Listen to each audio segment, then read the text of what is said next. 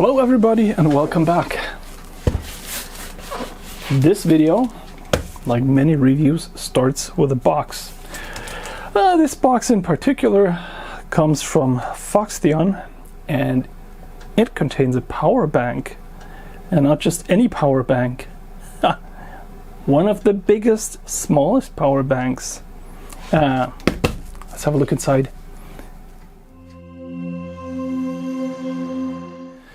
So, quick background info. Foxtheon actually contacted me asking if I wanted to review this, and they sent along the documentation and some of their marketing material, and I said yes, I really want to, because this could be really cool.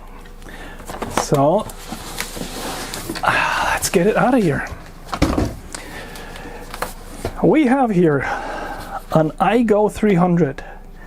It's a small power bank, and like any other power banks, this one is just charged up using USB. So it's no different than a USB power bank, but it's massive.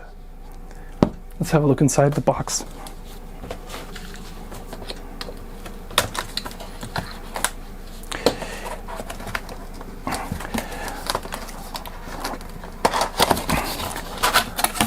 The box looks really nice, and this is adequate packing. We have a European power cord, 2-prong connector. We have a small power supply. Let's see what it says. 19 volts, 3.42 amps.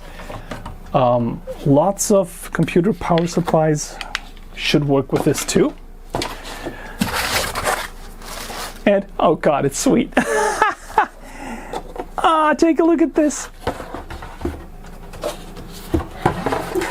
Ain't this a cutie? Oh. Oh wow, this thing is minuscule. Wow. So, yeah, let's get you closer. Oh, I like this already.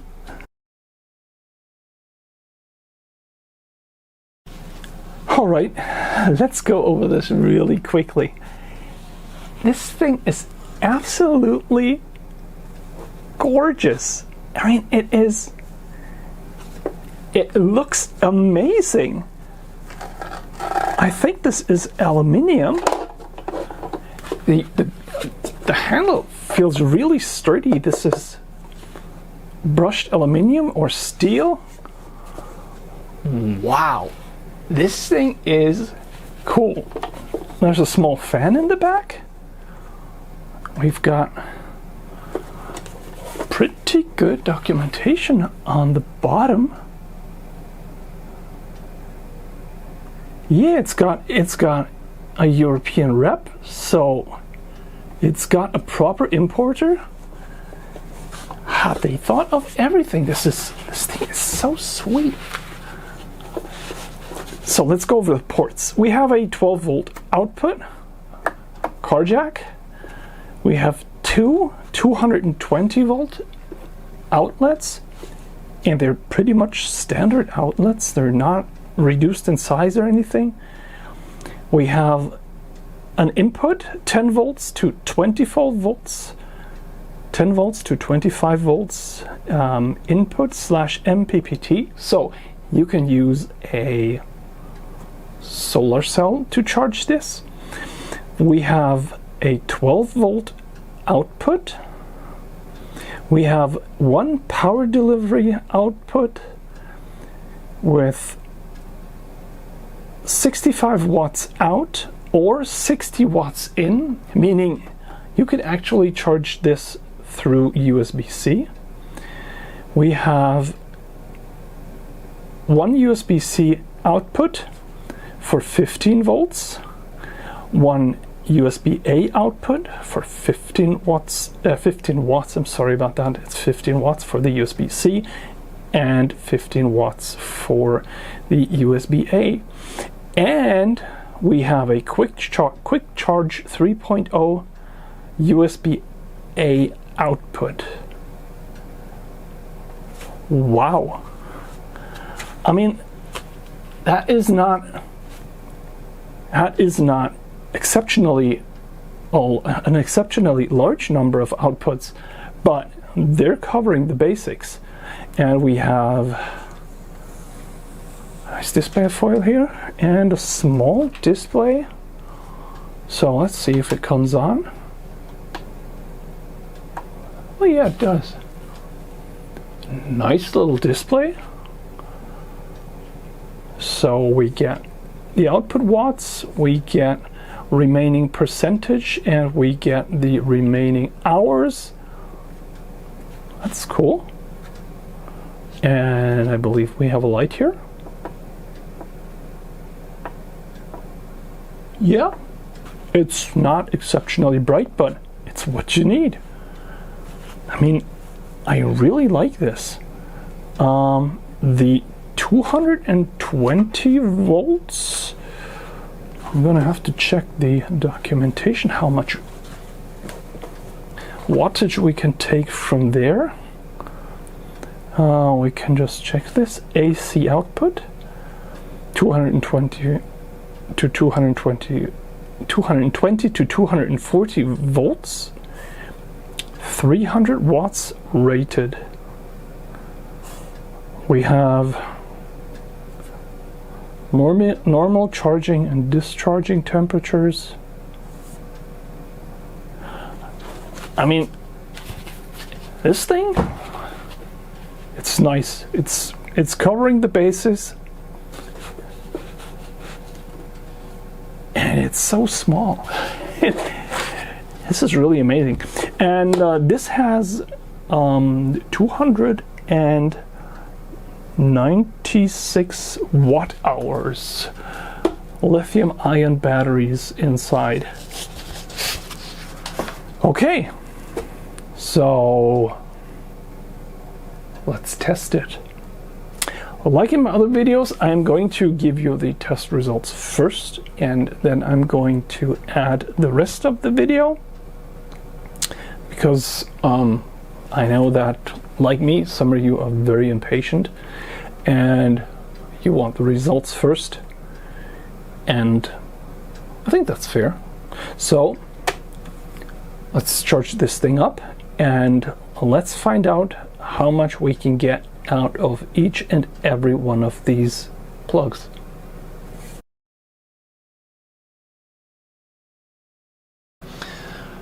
Okay, as promised, here are the results of all of my measuring. The device is rated at 296 watt hours.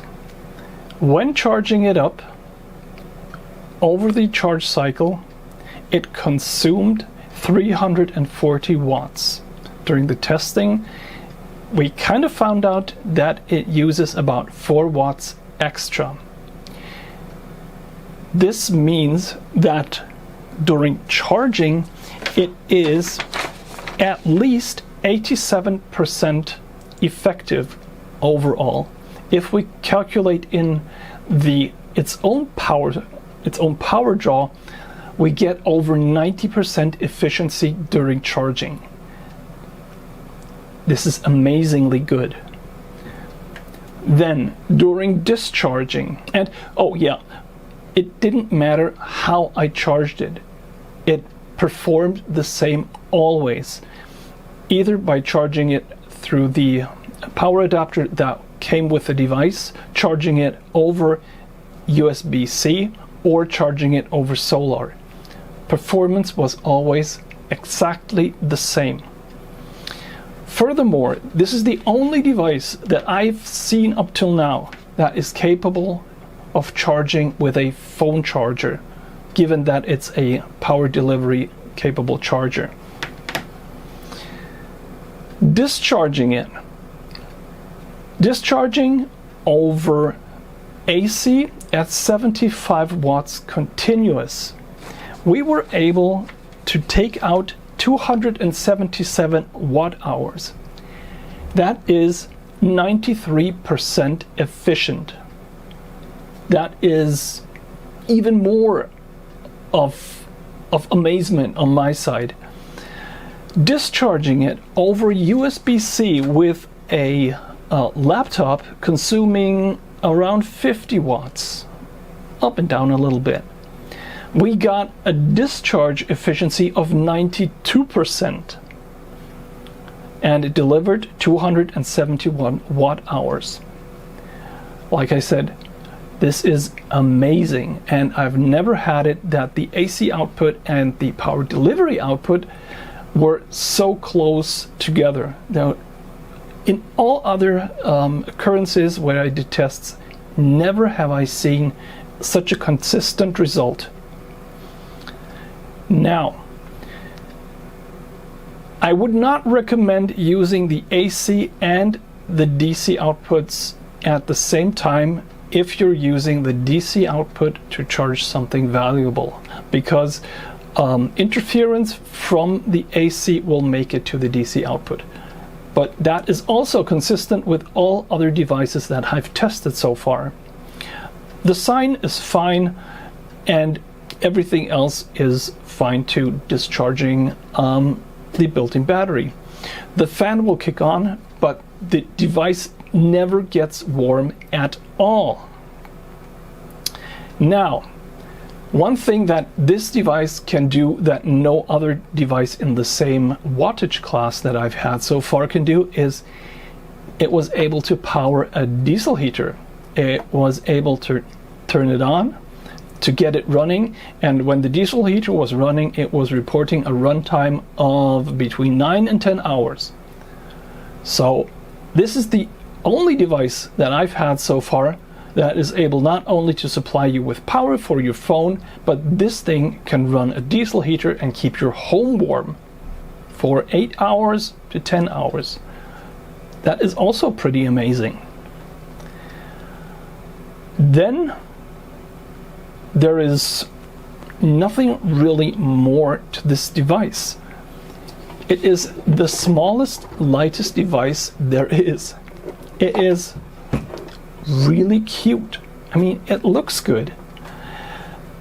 I was not able to find anything wrong with it. The only thing, and that's a nitpick, is that it doesn't come with a solar input cable, and I had to, well, build something up myself. But that's it. This thing is downright amazing. It is so small. It checks all the boxes. It is super efficient, and it will even work with the simplest of chargers. So you can basically take this to a hotel room, and if you only have one super low power plug, you can still charge this up. It is super. It is super amazing. I do not mind that it takes 5.5 hours for it to charge up. These are LiPo batteries, and LiPo batteries, well, you want to take care of them. You want to be nice to them, because if you're not, they're an accident waiting to happen. And I fully agree with charging this thing up slowly, and I fully agree with the limits of the device, because no matter what you do, they're always trying to stay within the safe zone of the batteries that are in here. So those are the results of my test. This thing is really good. This is really, really good. Following this, there will be the entire footage of me testing it, doing all of the tests. You can follow on. I tried to do a really thorough job, and it took quite a long time because, well, charging and discharging it takes quite long. But I think this device is really worth it.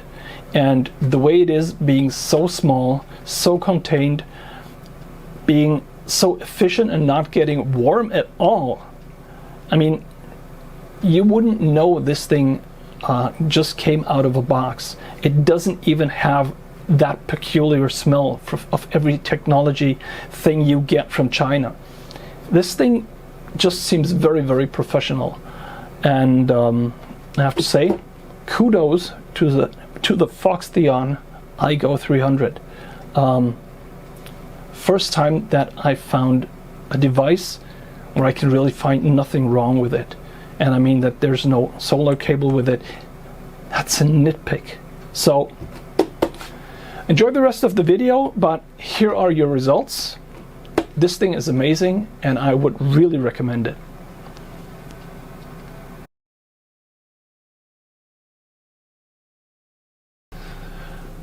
All right, let the testing begin.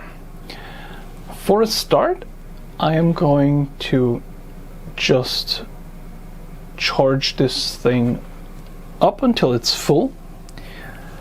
I already gave it like a minute or two. I did a pretty cursory check of the power supply that came with it regarding isolation and stuff like that, and everything seems fine, but I'm no expert at that, so I'm just doing a cursory check to make sure that I'm not putting myself in danger. And I'm using the 10 to 25 volt input with the charging brick, and we're just gonna let it rip. So we can actually see that it's ramping up slowly. So there appears to be an intelligent charge controller in there that is first of all monitoring the current that it's sending to the cells, and it probably has integrated balancing and everything. So right now let's let it get up to power. I'm expecting this to charge at 60 watts because that's what the box says, and that's what the manual says. And we can then see if the 60 watts are held, or if at some point in the charge cycle it starts ramping down, which I would expect because these are lithium-ion batteries and they have a constant charge, constant voltage charge cycle, and I would expect this to charge till about, I don't know, 75 to 80%, and then the input wattage will probably drop. What we can see is that currently we're getting around 59 watts into the battery. The fan on the backside is running, and what we're seeing is that we are actually pulling 62 watts out of the plug, which, I mean, 2 watts for the device, the charge controller and the fan, that's pretty good. We can also see that the power factor is rock solid at 0.4, which for a switching power supply isn't that bad. It doesn't have an active PFC circuit, but it's not all over the place, which is great, I guess. We're seeing that we're getting 60 watts from time to time, so let's just let this thing run until it's full, or until the wattage drops significantly and it goes into the cell maintenance mode, where it probably does balancing and stuff, but we'll check that out later. Okay, we're at 3 minutes remaining, 99% charged. We are still taking the full 60 watts, so the charging cycle does not drop in wattage, and I wasn't really expecting that, but yeah, that's the way it is. While I was watching it charge, I read the manual, and the manual is actually full of details that I, for one, appreciate. Like for example, the fact that they're charging at 0.2 C. They're telling you that you're supposed to charge it up to at least 80% before putting it in storage, and that the built-in battery management has a storage mode, and it will do maintenance on the battery if it detects that it's being stored. If you take it out of storage, you're supposed to discharge it first, then charge it to make sure that you don't have any high transients in the battery. All of that stuff makes a lot of sense. It also tells you a lot of stuff about the different power levels. It tells you that you're not supposed to get it wet. Well, basic things. And I really appreciate that. Apart from that, nothing has really changed. We're still at the same power factor. We still have the same overhead for charging. I think the fan has gotten a little bit louder, but the device itself is perfectly cold. There's no warming whatsoever. And yeah, even the power brick is relatively cold. So this charge cycle is super uneventful. And I think that's a nice thing. So this thing is actually charging like a pro. Very nice, very, very nice. And I'm slightly, well, curious. Once we hit 100% and the input wattage goes to 0, will it really go to 0? Or is the built-in battery management going to start balancing the batteries? Maybe. And it will still draw some power while being at 100%. Could be. I think we'll see. It should be there any second now.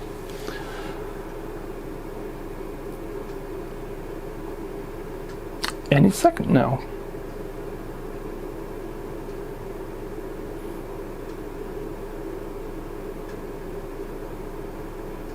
Any second now.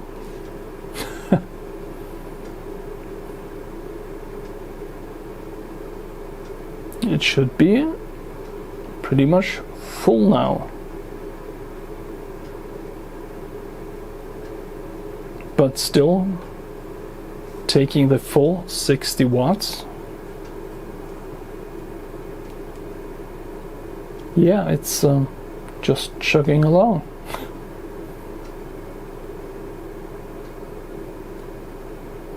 Please be finished now. Anytime.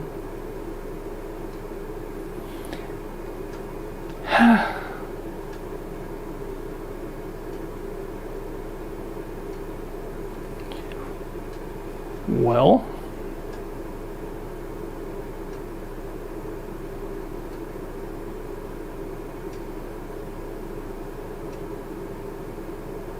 come on. I don't want to have to start making Microsoft progress bar jokes, please.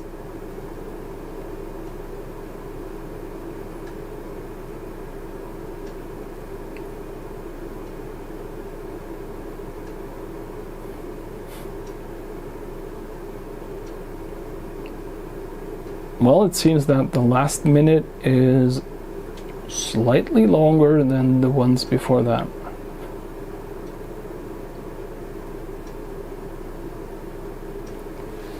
But we're still hovering at 99%.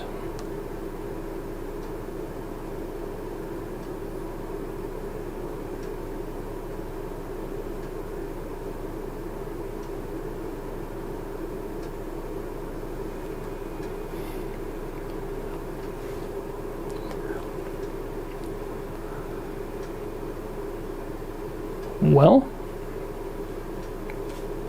it's kind of hard to say what's happening now. It could well be that these lithium-ion cells are so new that they have more capacity than what's advertised, which at least to me, happens a lot of times. They have like 5 to 10% more. And it could be that the smart battery circuit in there is just assuming that it just has 296 watt hours and that's it, and is now discovering that there's a little bit of well, extra. So let's see how long this takes. I'm just gonna let this run now.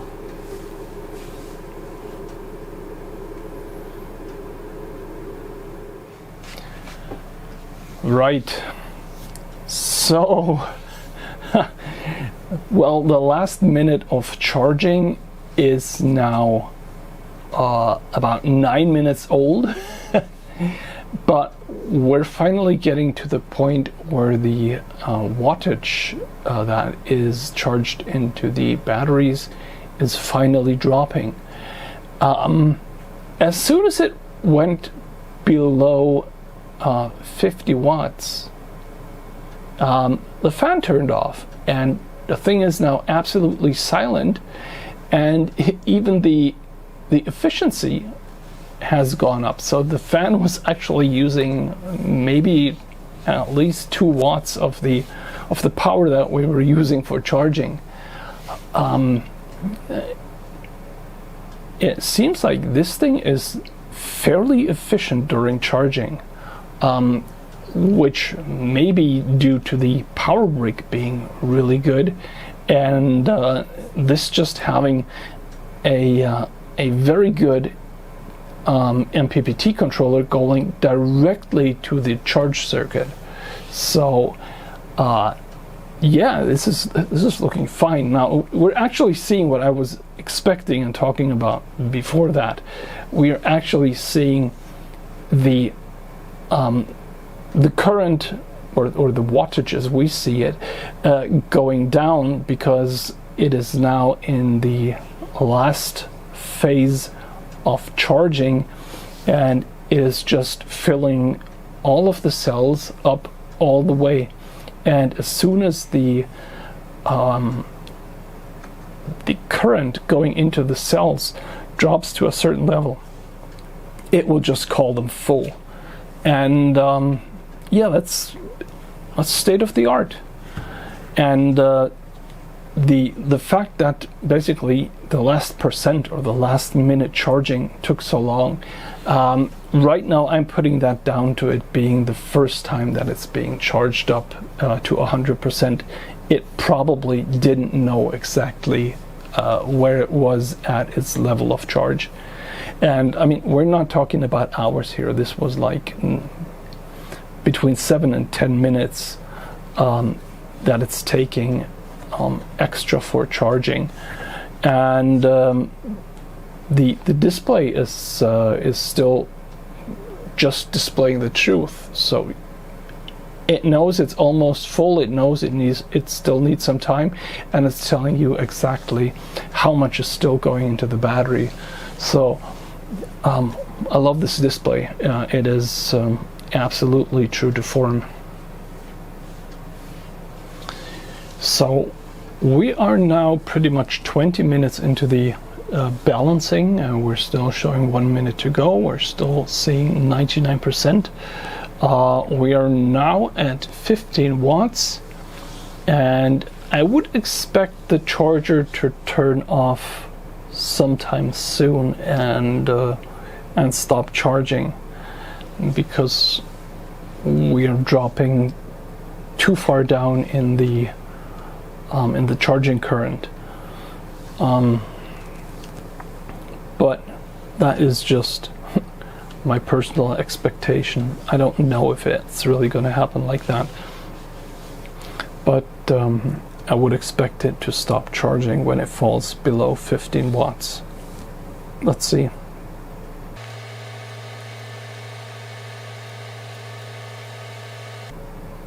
Well, apparently not. We are still going.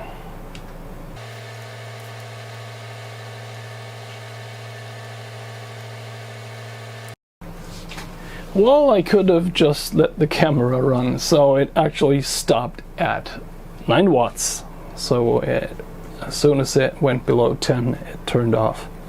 Well, it's telling us the battery is 100% charged. We have 99 hours projected of use at 0 watts, and now it turned itself off. Interesting side note, it is still pulling 17 watts, so I'm pretty sure that it's still doing the balancing on the battery, which is okay, I think. It's not optimal because it doesn't really tell you that it's doing it, and the power brick does not have a light to tell you that it's still in use. But I think we can conclude that the battery is fully charged now. So let's give it a few minutes to cool down, although it's not really warm, disconnect it, and then do a discharge test with a 75 watt light bulb.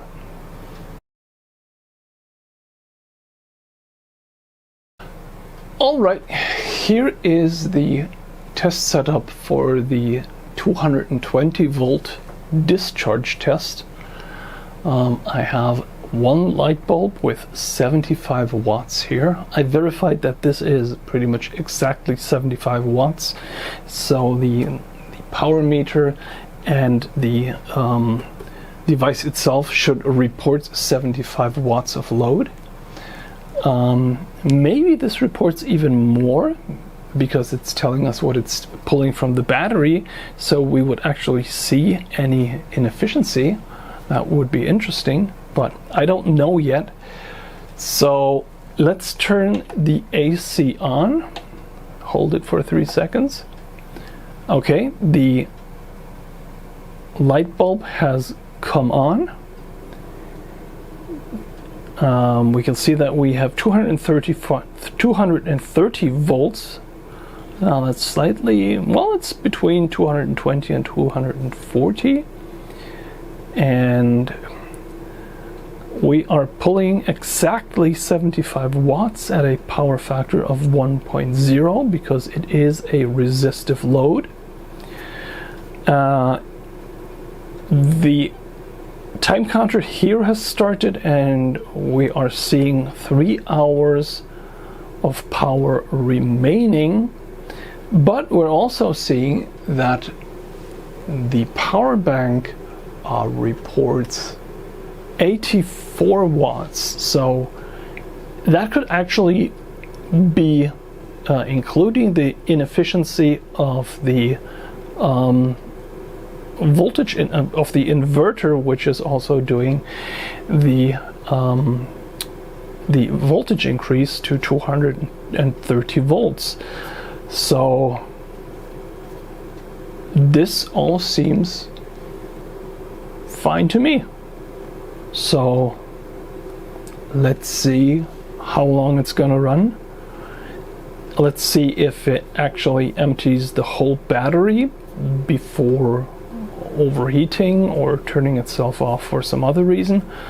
And if we get the entire battery discharge, then we can actually see how many watt hours we got from the battery, how many we got at the plug, and then we can do the calculations regarding the efficiency. But this is going to take a while.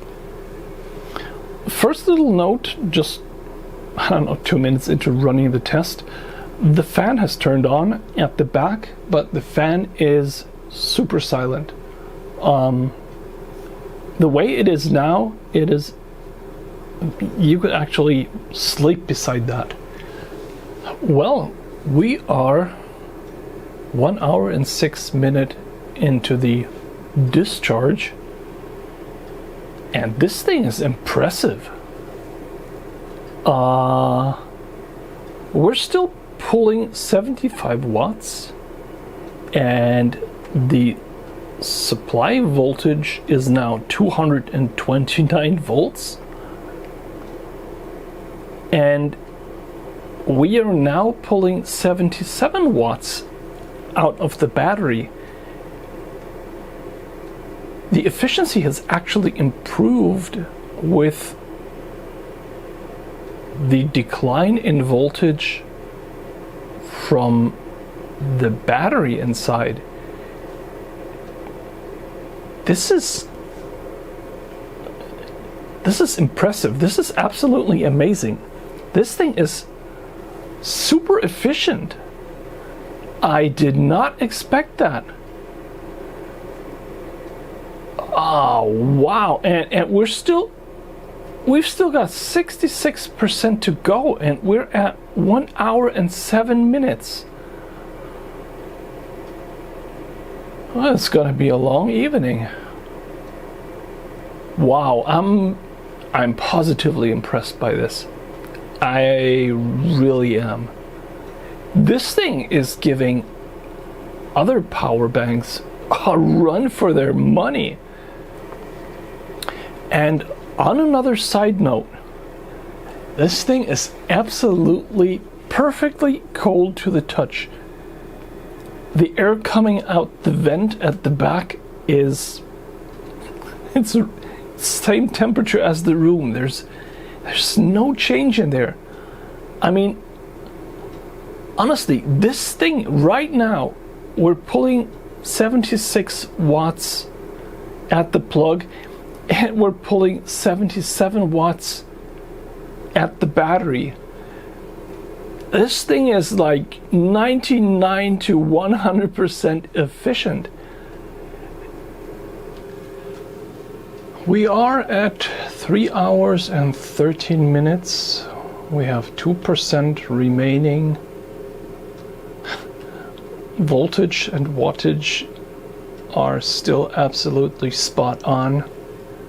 The efficiency, as reported by the output gauge up here, is super. And well, it claims that we have 4 minutes remaining. Let's see if they are the same 4 minutes as when we were charging, but I don't think so. So we're now down to 1%. We're still holding 75 watts. And at 3 hours and 14 minutes. And yeah, that's pretty good.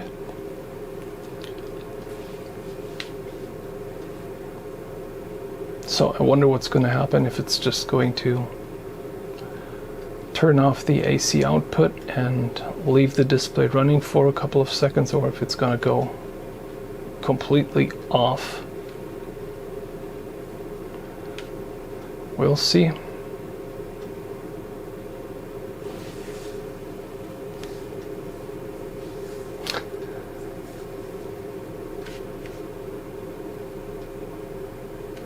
Two minutes remaining. Still at 1%. So the forecast of how long it was going to hold on was also pretty much spot on right at the start.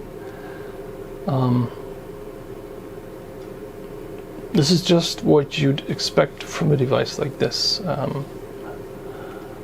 It's just doing it perfectly.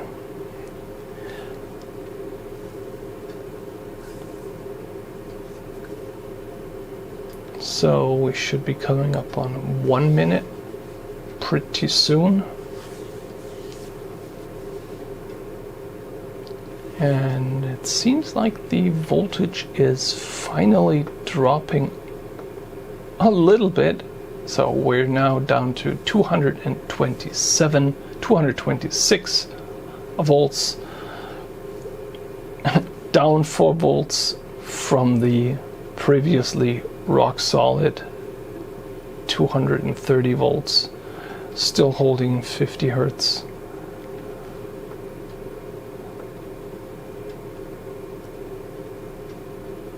Seems like this last minute is also pretty long.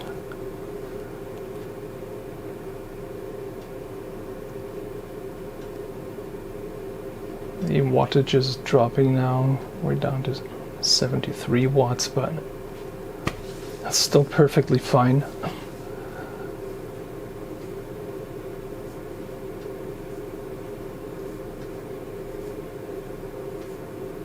The fan is just barely audible. The device isn't warm at all. The case isn't warm at all. It's doing this in a really relaxed manner. And it seems like, just like with charging, it's going to extend the last minute right to the point where it dies. We're now down to 72 watts.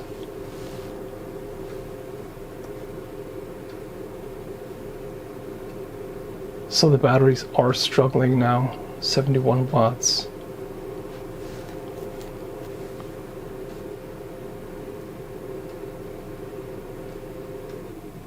And it turned off. We are at 0% and it was 3 hours and 17 minutes. Wow, exactly what it was saying it would do. 3 hours and 17 minutes.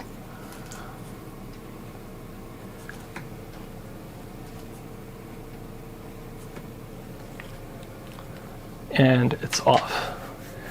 I'm going to leave it off until tomorrow.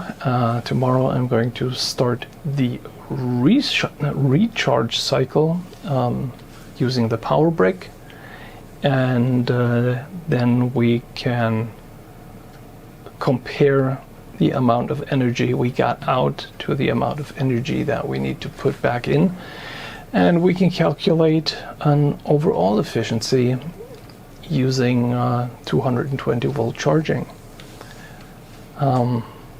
I'm looking forward to that. That should give us some really interesting results.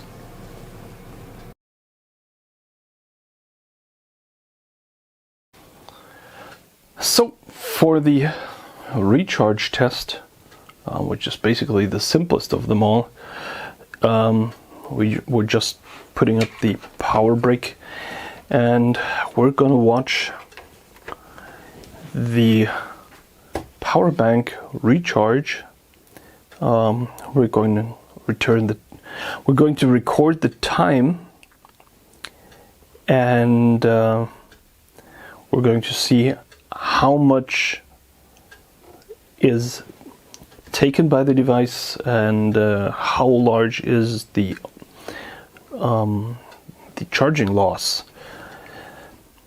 I expect this to be pretty efficient also, because when we charged it up from 70% to 100, we already saw that the charging overhead that was used for balancing wasn't really that large. So as we can see, it ramps up to 60 watts pretty quickly, and as we observed in charging it the last time, it will stay at 60 watts for a long time. Also on the power meter we can see that, like with the first time, we have about 2 watts of overhead. Those are losses in the power supply and the operation of the fan and everything else in the device, which is really good. That is really, really good. And we're just going to let it run now. According to the documentation that came with the device, the normal charging time is around 5.5 hours, which would make perfect sense. So yeah, let's let this run and come back when it's done. So, well, that was uneventful. At 5 hours and 32 minutes, it switched off. It had consumed 330 watt-hours according to the meter. It never exceeded 62 watts during charging. The fan was on, but basically inaudible.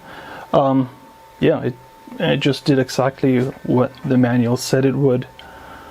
But we saw that on the first charge that was to be expected. So all's well here.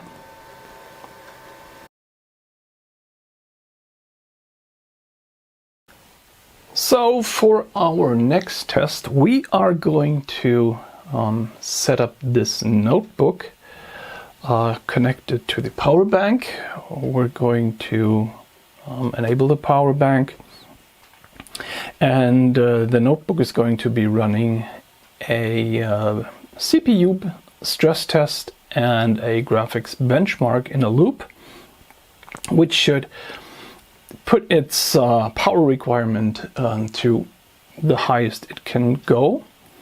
And we're going to use this load to empty out the power bank.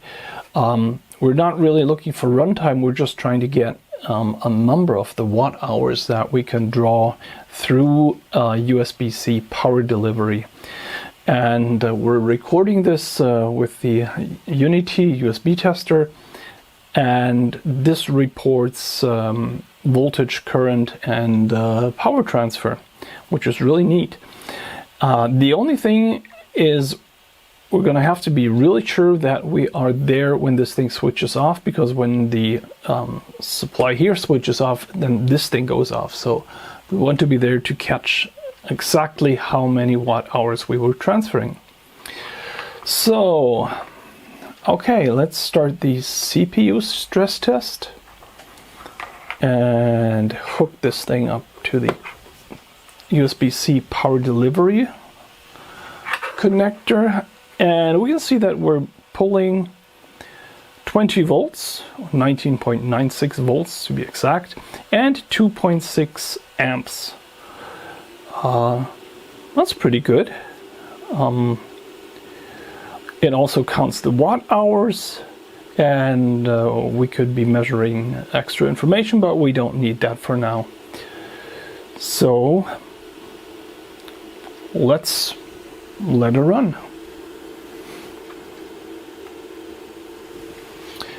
Usually I don't like to use the Mi, I think it's the MiBook Pro. I don't like to use it that much for this type of testing because it gets extremely warm and it really bakes the battery. But we're just going to use it for now. Well, we can see that we have 2.6 amps here. We are reporting 50 watts on the USB-C, which I think is slightly under-reporting, but let's let it run and let's see how the discharge develops. It's claiming to be able to run 5 hours, which, yeah, we can basically expect that. And let's just let it rip and see how far we get. Also, this is going to take a long time too. So right up till now, the Foxtheon iGo300, wow, it's performing really, really well. Okay, we are at 5 hours and 56 minutes. The GPU of my laptop has been cooking at 67 degrees for that time.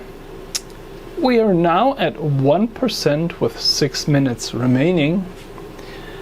And according to the power meter in the USB tester, we have transferred 268 watt hours.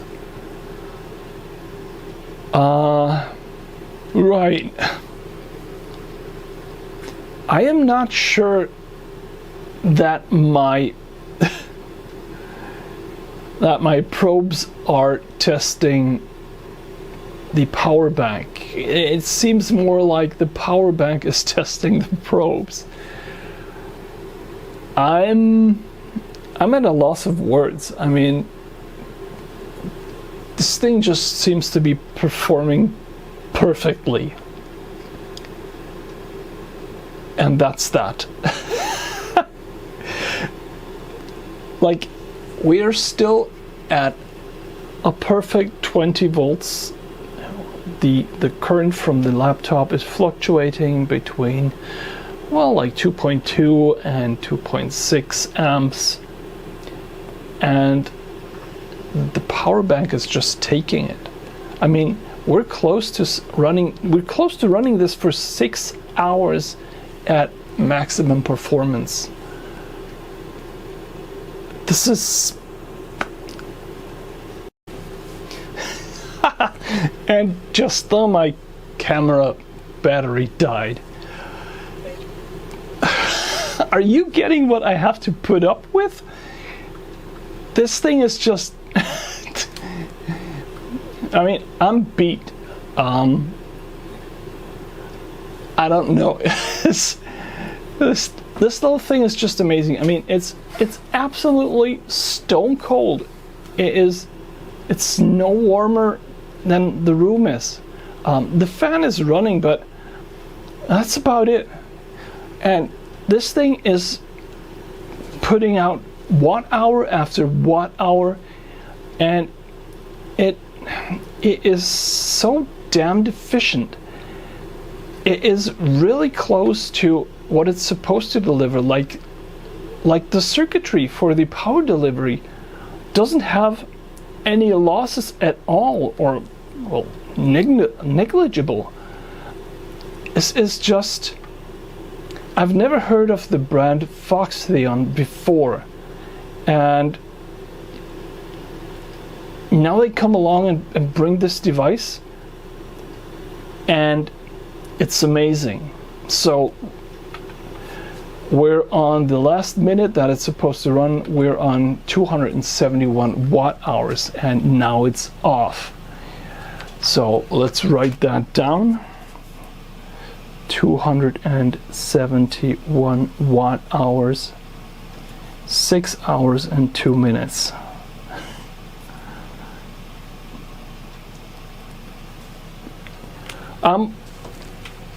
I'm just perfectly amazed. This thing is so much different from all the power banks that I have had on this desk to date. It's just perfect. So next thing that I'm going to do is I'm going to charge it up using power delivery as an input. And after it's charged full, I don't know what I'm going to try with it. Maybe I'm going to try the 12 volt output and see if it can power a diesel heater. If it does that, then yeah, then it would be the first one at that size. So let's see.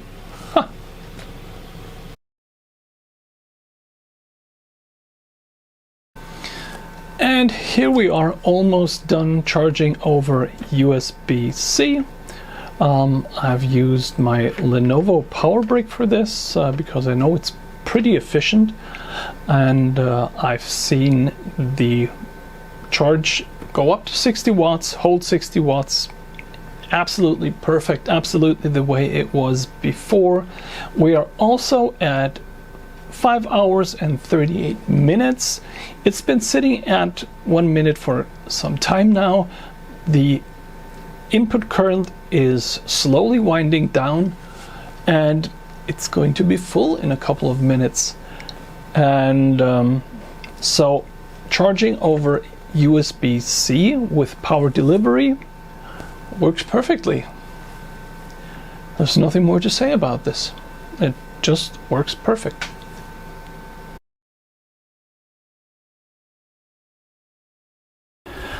So, last but not least, we have the charging test on solar, and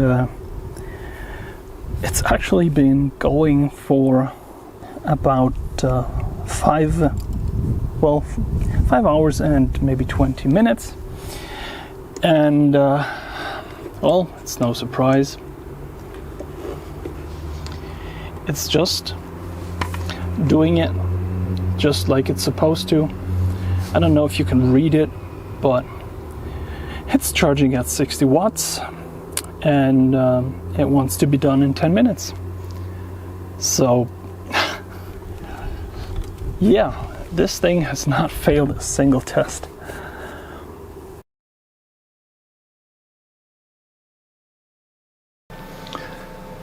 Okay, so basically up till now, the little iGo300 has bravely run through every test.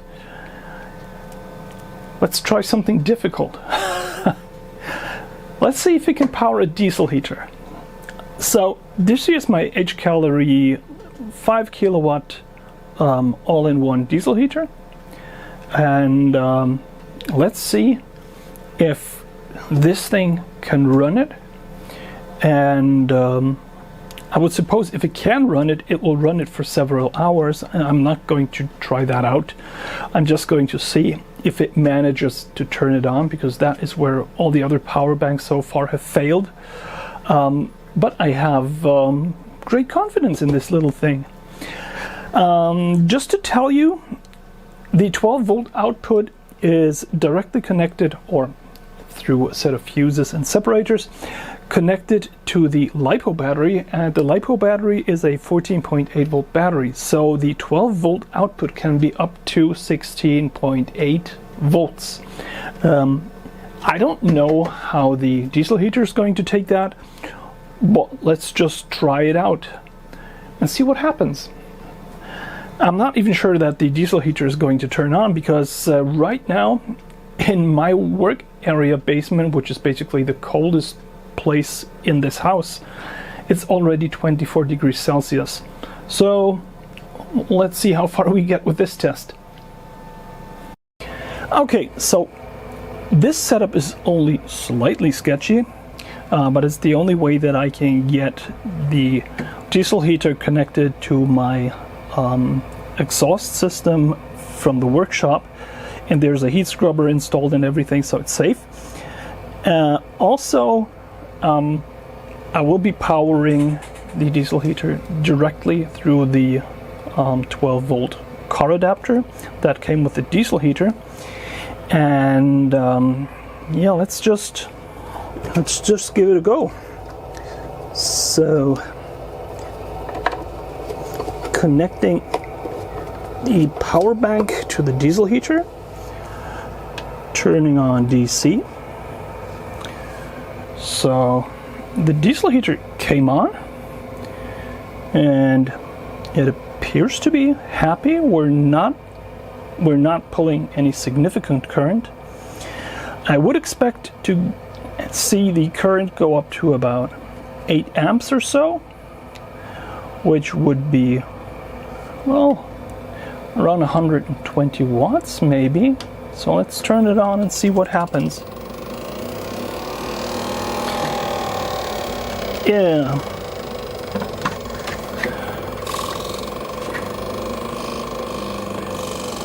Well, this thing seems to have one of the fans hitting something.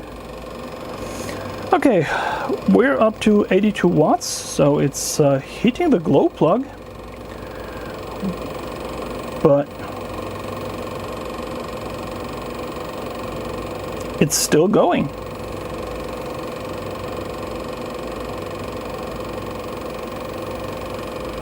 Still going strong. We're at 103 watts at the power bank, 120 watts. So we're getting the glow plug fired up. And at some point we should be hearing the pump kicking on. I wonder where that fan is hitting.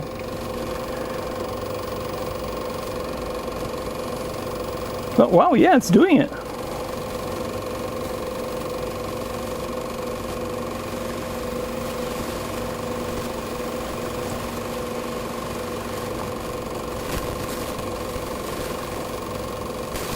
The fuel pump is starting to tick away. We're still getting enough power to heat the glow plug. Incredible, it's doing it.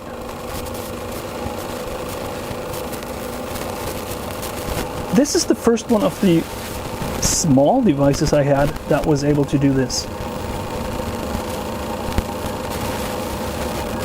Oh, this is cool, because now this thing doesn't only power your devices, it also keeps you warm. Wow.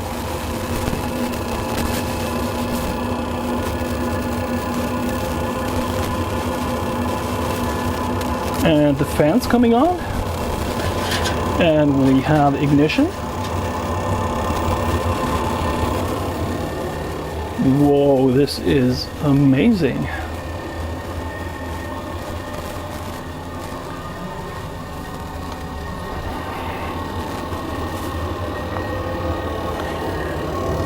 So we're pulling 130 watts. The fan is still ramping up.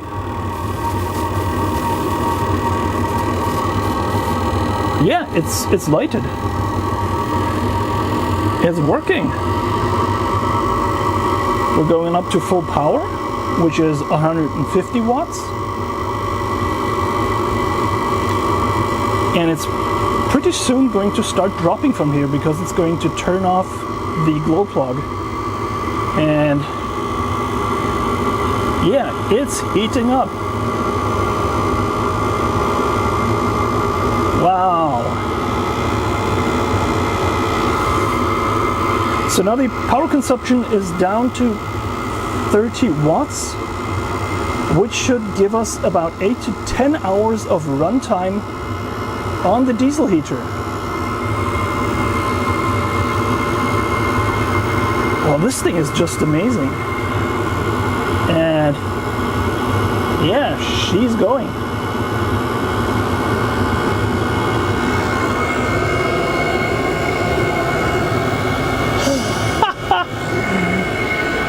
Wow.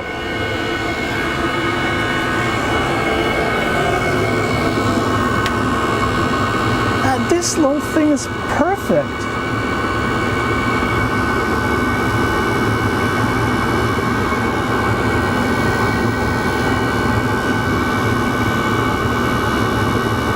Wow. I really like it.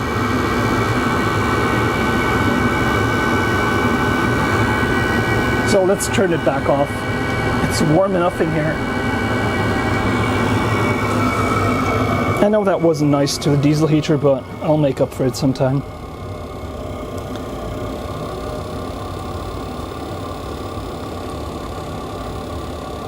Yeah, that was quite a successful test.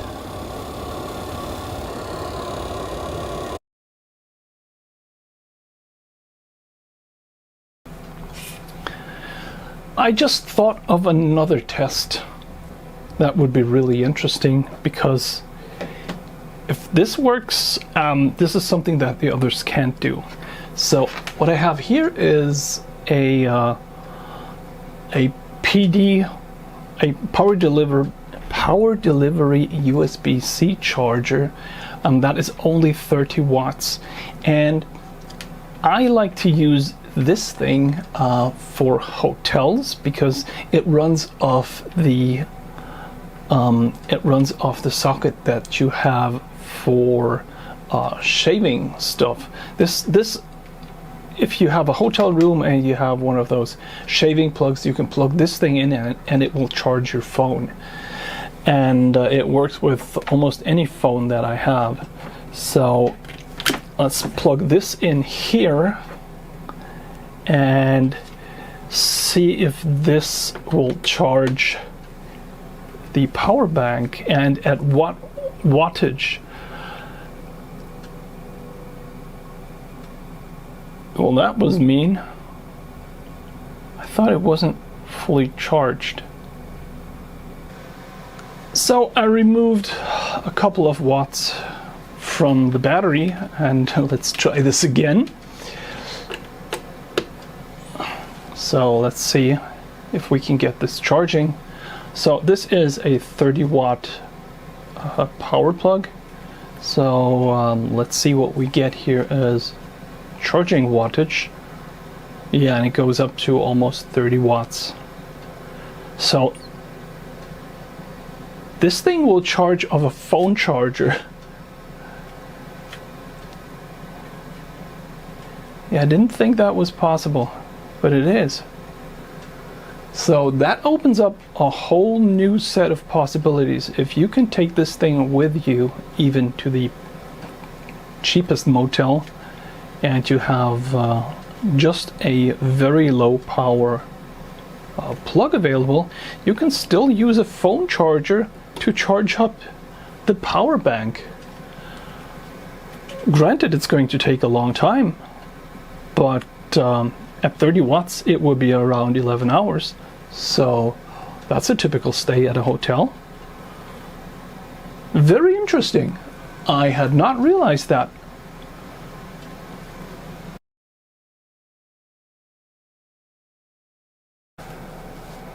So, last but not least, here's one of the safety tests to test if it is safe to, well, use a phone or iPad or something on USB-A or USB-C while using power equipment on the AC plug. And I suppose for this device is, well, it's not recommended. We can see that we get pretty big spikes when we set a trigger and we turn on the AC, and you can actually see that we get quite large spikes. So these are almost 5, 10, 15 volts at a very high frequency on the low power output. And while most devices are designed to cope with this, it's of course not recommended.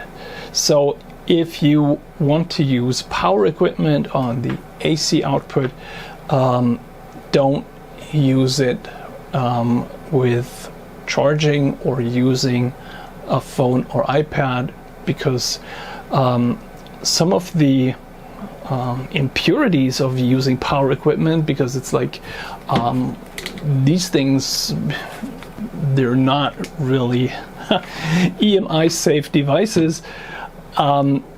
They're going to cause problems on your low voltage side. That's part of the design, and well, we just have to live with it. But yeah, I expected as much. So far I have found no device that doesn't have this problem. This one here is, well, it's not the best, it's not the worst, it's not the worst by far. Let's just keep the premise: don't use your phone on the USB A or C outputs while using power equipment, and you'll probably be safe. Also, I tested the overcurrent shutoffs, and they're perfect. The thing that was slightly concerning to me was that the high power cutoff will come back once and try to re-enable AC when it sees a fault, and if it fails again, it will go into error mode and you need to turn the AC off and back on again. That is okay, but slightly unusual. All the other devices that I've seen so far, when the overpower trips, then it's off and it stays off. But I guess it's okay.